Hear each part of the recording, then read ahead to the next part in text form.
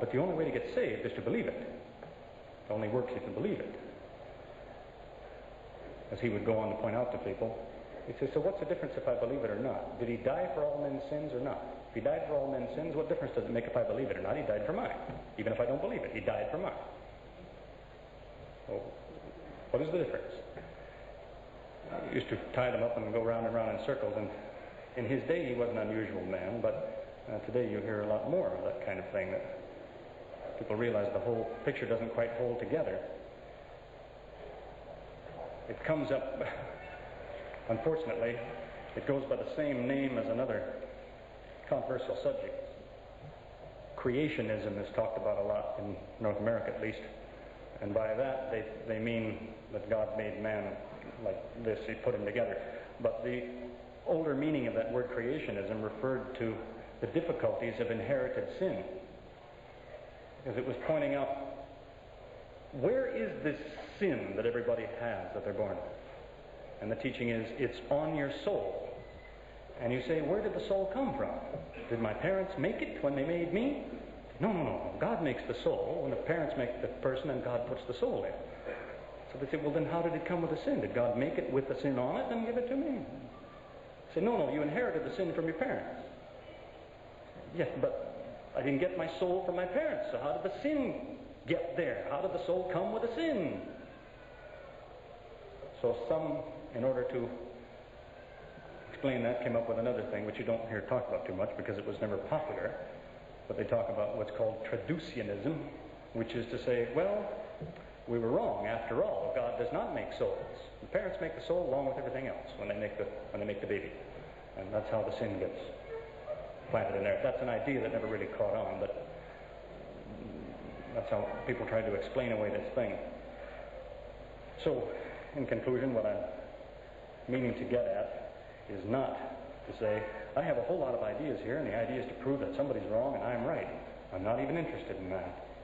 What I'm interested in is that people realize there are a lot of questions that deserve to be re-examined. That it's not such a neat, wrapped-up case anymore. It needs to be thought about. People give the impression sometimes that they're thinking about it. You know that half of the printing done in the United States is done by just a small group, handful of churches. Half of the printing, I'm talking about all the paper and ink in the United States, is used up by a handful of churches. You'd think that means they got a lot to say. But in all that printing, they don't look at these issues. You see, my point is, even if the Muslim is wrong, somebody has to be able to establish that that's the case. It has to be examined again. We can't just say, well, they always told me that, and this man's smarter than me, so he must know, and leave it at that. We're supposed to finish all things. The Quran mentions in a verse about one man who was guilty. He was a criminal. What was his criminal act? It says he heard something, and then he didn't check on it to see if it was true. That's a crime in Islam. If you hear something, but you don't make sure it's true, you just let it rattle around in your head, maybe forget it, maybe keep it. What you hear, you're supposed to check on. If it's an argument, go through it yourself. If it's a fact somebody said is in that book, well, then you ought to find that book or find somebody that's seen it. Make sure what he said is true. So I thank you for your time and attention. I'm glad to have the chance to be here. I believe the time was set aside for some questions, so we'll see what we can do. Alhamdulillah.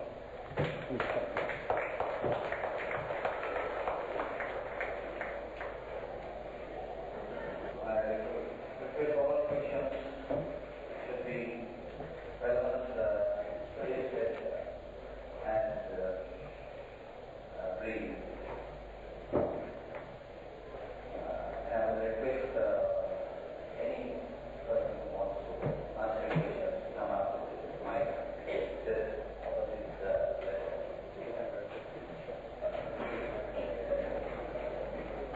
I'm just going to suggest, maybe if you don't feel at ease standing up in front of a crowd or whatever, maybe you can write a question on a piece of paper and pass it up as well. Sir, it occurs to me that though various religions sprang up different times from different countries. They all preach and teach the same fundamental truths.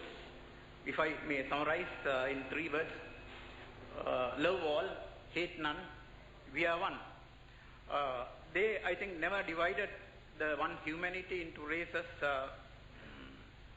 under various labels. I think they also the planet Earth as one country and humanity as one family.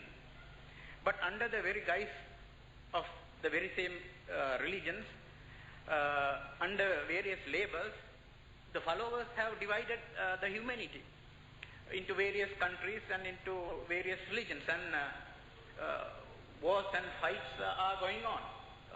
Countries manufacture arms, they maintain military armies, produce nuclear weapons, and it seems that Satan is more powerful than God now. I think it seems that we have come to a turning point, a climax in human civilization, that we should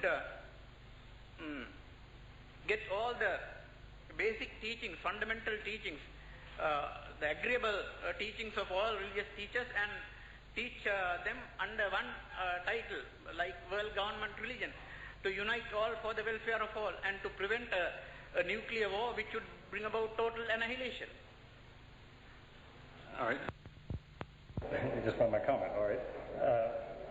In a sense, I suppose I agree with you right down the line. It's just that I have to qualify that sometimes when that sort of thing is stressed, to say, this is our problem, we have to solve this, so we shouldn't necessarily talk about these other things, is often what happens. People that don't talk about these details of theology and so on.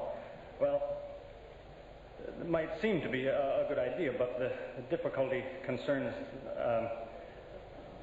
back to the thinking again, that things are all supposed to be one piece anyway. So unless you get some of the important things sorted out, you're not going to function properly in this other project you're trying to do anyway. As I said, I told a story about one man who's a famous preacher who, he said there was a certain thing that he just couldn't believe it was true, but every time he preached it, his head hurt. Because he couldn't believe it was true, but he knew it was part of what he was supposed to preach, and his head hurt. And then one day he promised God that he wouldn't doubt it anymore, and he said the headache went away. Head doesn't hurt anymore. Well, he disconnected a valuable circuit in his brain. His brain's trying to tell him, not so fast, something's wrong here. So if you tamper with the circuitry and say, now this doesn't make sense, but I'm going to hang on to it anyway, suggesting that influences the processing, the output is going to be influenced by this if everything is not functioning properly. Just a thing I mentioned the other day, you can take an elaborate computer, and if you sneak around behind and open the cabinet and maybe cut one wire, the thing will still work most of the time. But every once in a while it'll spit out some nonsense because you've damaged it somewhere. So it's not necessarily advisable to lump up a lot of things and say, well, these don't matter, we'll set them over here. Maybe a lot of things don't matter, but we've got to be careful which ones we set aside. Say these things don't matter.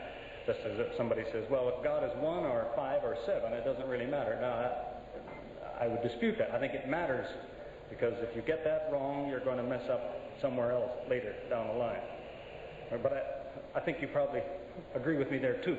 I'm just adding that to what you said, that sometimes people, maybe the only thing they know is to say, oh, love, love, love, love. See, and they say that, and you have to wonder, do you even know what you're talking about? Love? Love, if I love somebody, is when if I see that he's doing something that's going to hurt him, if I love him, I'll tell him that's going to hurt you. So sometimes love may mean you have to be harsh to somebody, or tell him something he didn't want to hear. But if I say, love, love, love, oh, say what you like, I love it, it's beautiful. You may not even be loving the man. You're doing him harm. He needs to hear some advice from you sometimes, some advice he doesn't like. Okay?